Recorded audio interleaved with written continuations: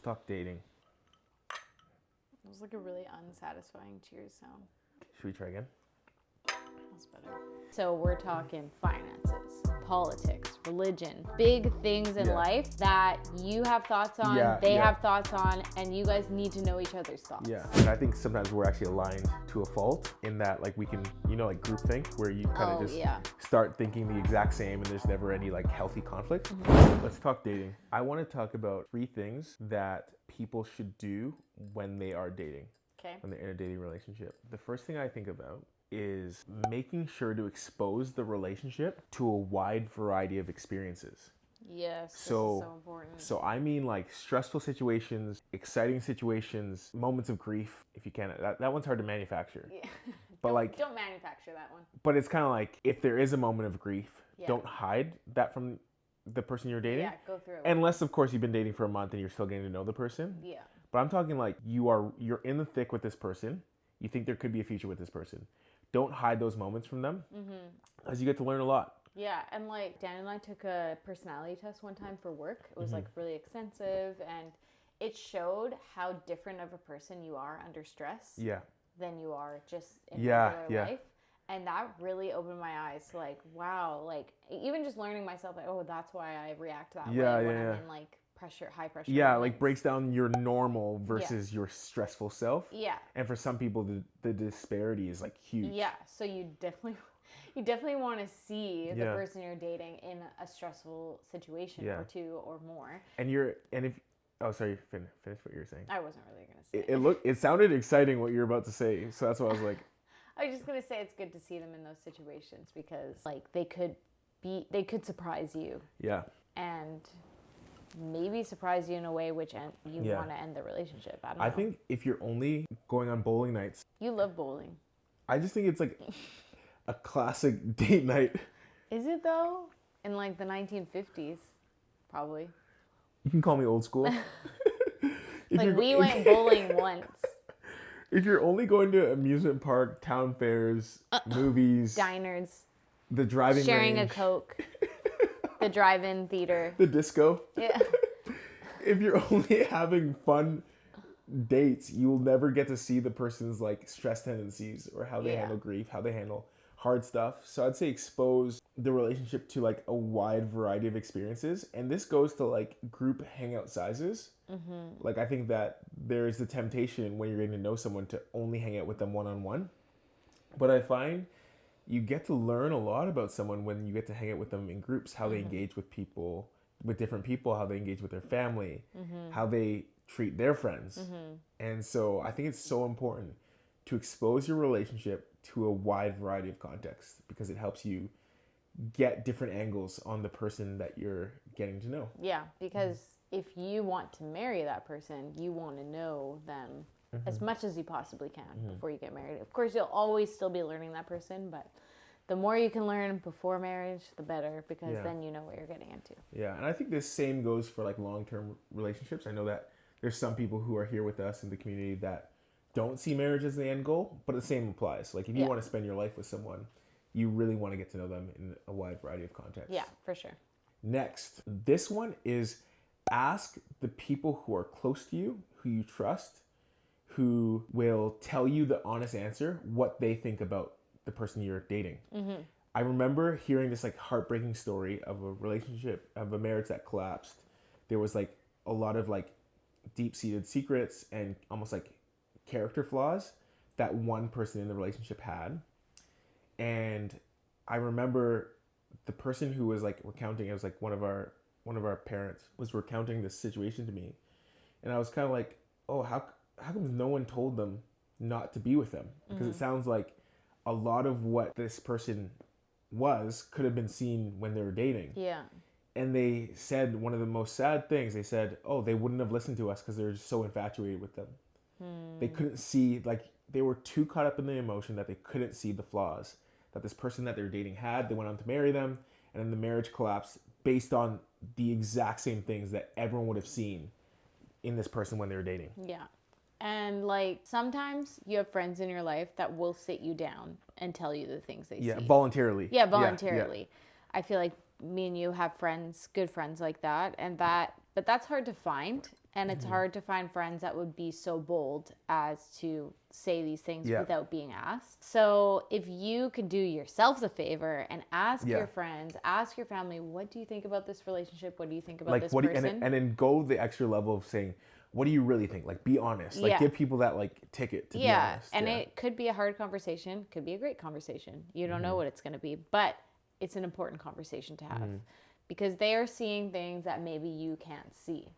And maybe they point stuff out that isn't that big of a deal. And you can kind of be like, okay, yeah, I've seen that too, but this is actually what it is, blah, blah, blah. But maybe they point stuff out that is that big of a deal. Yeah. And is worth your time and attention and thoughts. Yeah.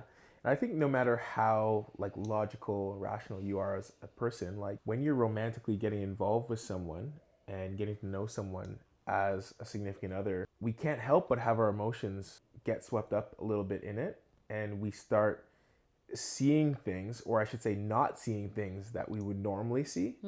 So giving people in our life this ticket helps us almost like catch our blind spots where we would be almost like inclined to avoid them. Yeah, that's good. So ask people in your life, what do you think?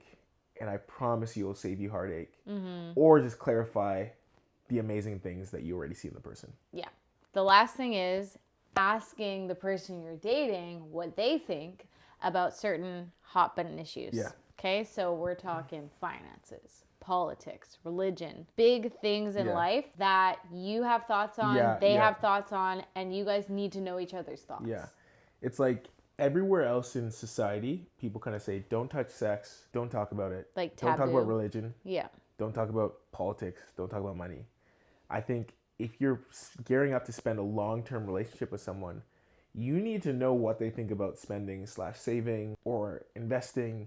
You need to know what they think about politics. Like, are they left-leaning? Are they right-leaning? And if they're the opposite side of you, how could that affect the relationship?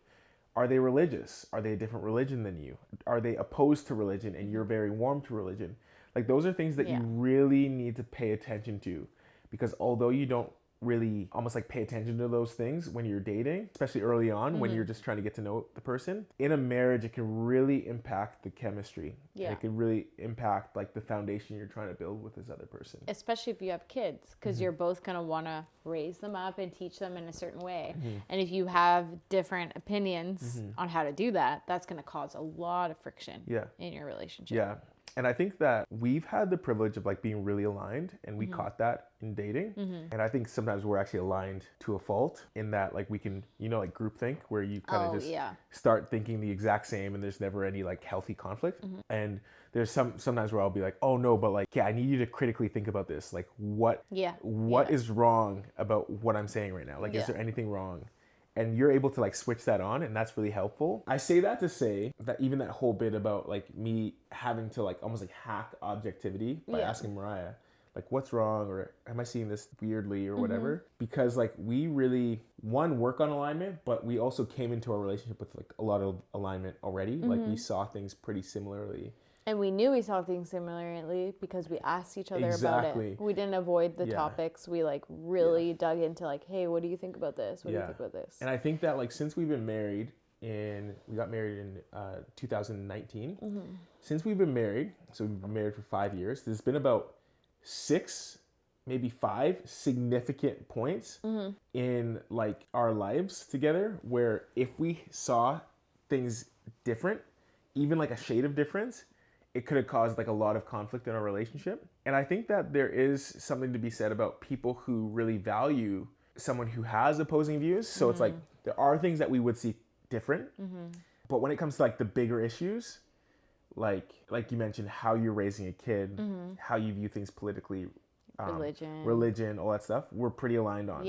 So I would say as a rule of thumb, it's like, this is so like arbitrary, but it's like, if 8 out of 10, 7 out of 10 things within those categories are agreeable to both of you, then it's probably a good thing.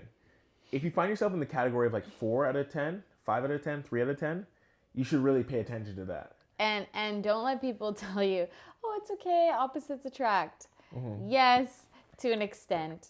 But like, that's more personality based, not like your actual opinions and convictions. And I think there was recently a study that said that it's actually a better predictor of a long-lasting marriage is more things in common. Oh, interesting. So basically the whole study was designed with hopes of dispelling that line, like the opposites attract, because apparently it's not actually true. Oh. Anyways, if someone can like look into that and drop in the comments, tell us whether we're wrong or right. Yeah. That would be awesome. One more thing I wanted to say about this is like there is also some things with these certain topics that you might still be learning. Mm-hmm. So, for example, with us, when we met, I was 20 years old. Yeah. You were 22. Mm-hmm.